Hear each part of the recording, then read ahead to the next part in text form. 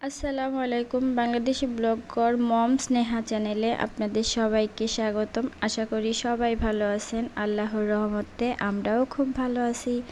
তো এখন সকাল 8টা বাজে। এখন থেকে আমার ভিডিওটি স্টার্ট করলাম। আশা করি ভিডিওর কোনো অংশ আপনাদের ভালো লেগে যেতেও পারে।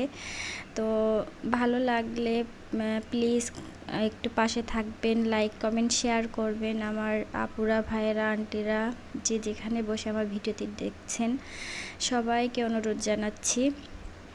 তো এখন সকাল 8টা বাজে। এখন থেকে আমি উঠোনটা ঝাড়ু দিচ্ছি।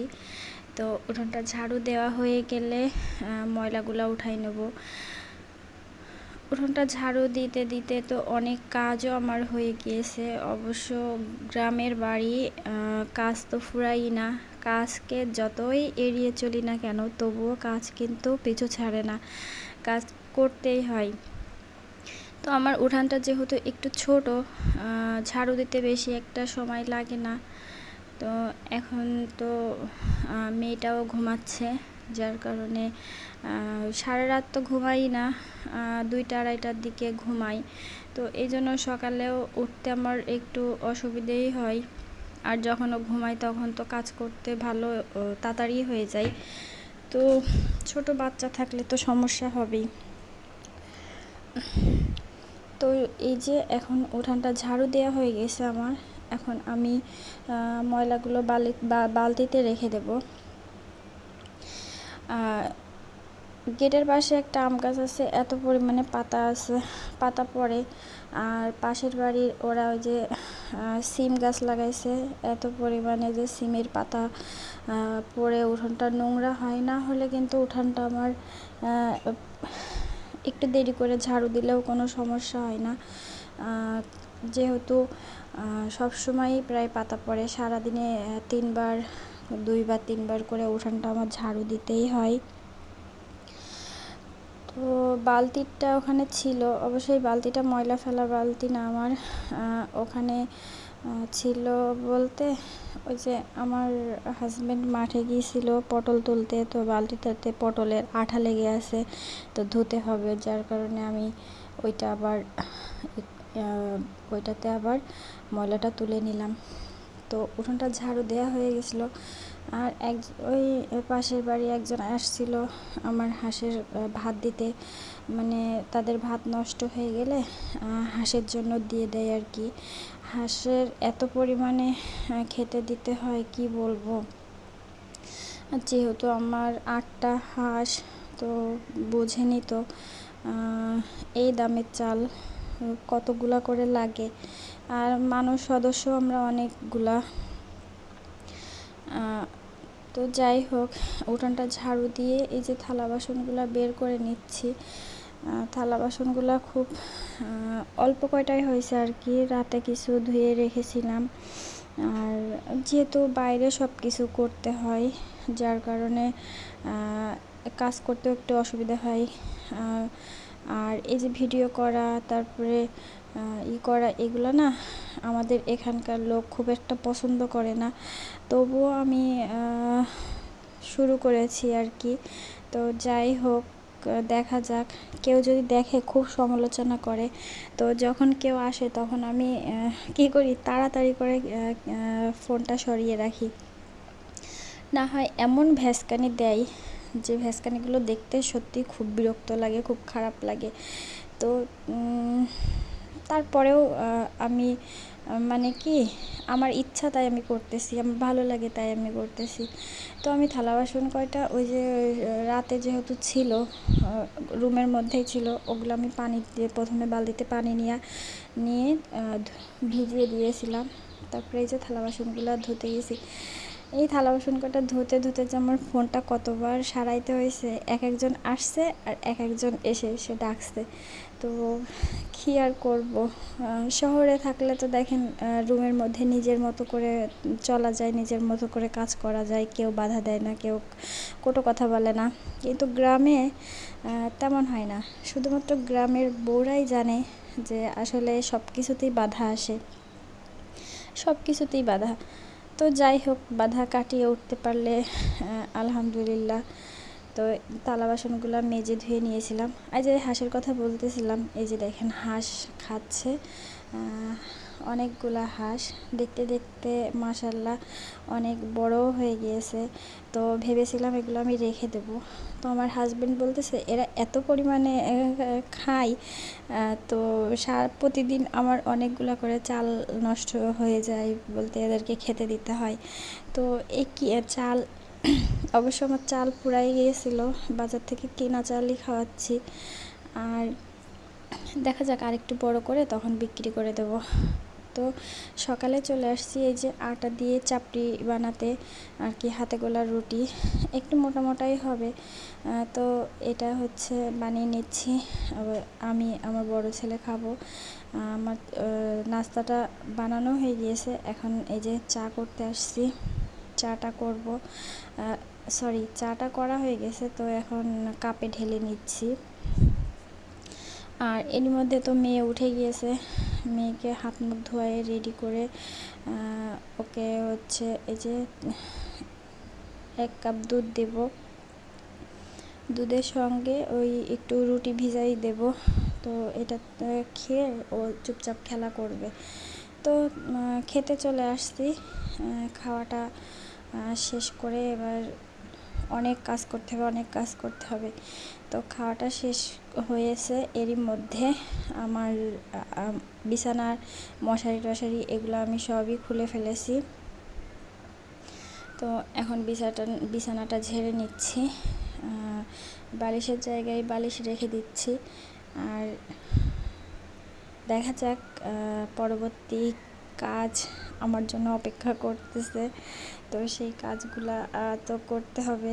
সকাল থেকে রাত 10টা পর্যন্ত আমার কাজ আর কাজ, কিন্তু সব কাজগুলো তো আমি আপনাদের সঙ্গে শেয়ার করতে পারি না। তো যাই হোক, মেয়ে হয়ে জন্ম নিয়েছি, এগুলো তো করতেই হবে। তো এই যে বিছানাটা গুছিয়ে এখন এই যে কিছু জিনিসপত্র ছিল এগুলো একটু মোছামুছি করতেছিলাম। আর কালকে রাতে এত পরিমাণে বৃষ্টি, মানে ছিটাফোঁটা বৃষ্টি হয়েছে, আর এত পরিমাণে বাতাস হয়েছে যে সব ধুলা হয়ে গেছে। তো এখন এই যে কাঁথা টাথার উপরে এগুলো সব হচ্ছে ধুলা হয়ে গেছে। তো এগুলো আগে ঝাড়ু দিয়ে একবার আমি ঝেড়ে নিয়েছি। তো আমার মেয়ে সবগুলো আবার নামিয়ে এলোমেলো করে দিয়েছিল। তো আমি এখন আপাতত যেমন তেমন করেই আর কি রেখে দিয়েছি।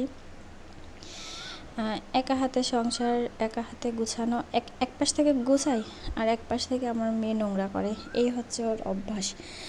আর এই যে কৌটাগুলা অনেক দিনের কৌটা, ধরতে গেলে প্রায় 8 বছর হয়ে গেছে।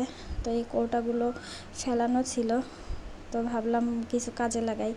তো অনেক খোঁজাখুঁজির পরে কিছুটা রং পেয়েছি আমার রুমে, গ্রিলের রং।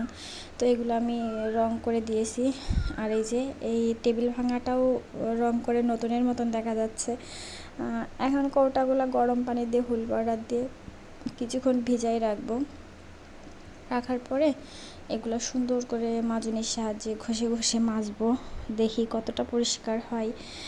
অবশ্য পরিষ্কার হবে, অনেকগুলো পাউডার দিয়েছি তো পরিষ্কার করতে হবে। এগুলা নিয়ে দেখি আমার অনেক স্বপ্ন আছে, দেখা যাক কোন স্বপ্নটা পূরণ হয়।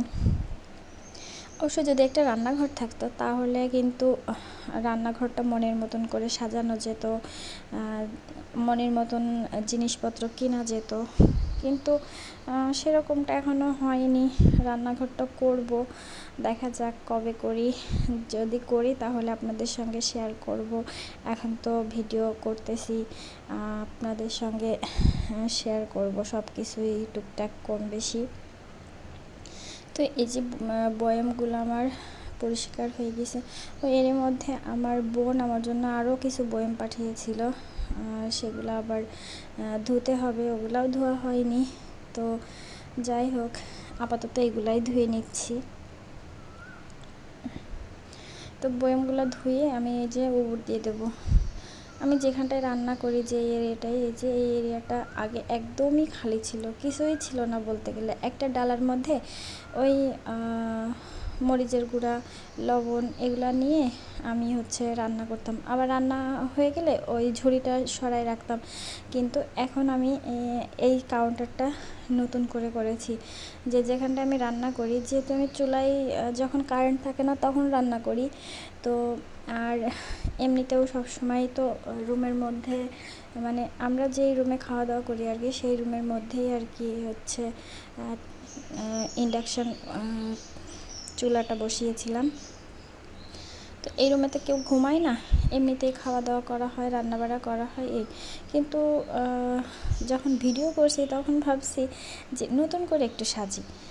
তো এই যে এখানে আমার ওই রুমে একটা এই যে র্যাক ছিল ছোট, ওই র্যাকটা নিয়ে আসছি। আর একটা ঝুড়ি ছিল, ঝুড়ির ভিতরে অনেক কুচো কচা জিনিস থাকতো আমাদের ঘরে, তো সেটা ওখান থেকে নিয়ে চলে আসছি। আর এই যে ভাঙা টেবিলটা দেখছিলেন, এই টেবিলটা আমি রং করে যে এর উপরে পেপার দিয়েছি, দিয়ে জাস্ট সাজিয়ে রাখছি। তো রাতে ওর বাবা আসার সময় ডিম নিয়ে এসেছিলো, তো ডিমগুলো আমি ফ্রিজে উঠাইনি, তো এইভাবেই রেখেছিলাম।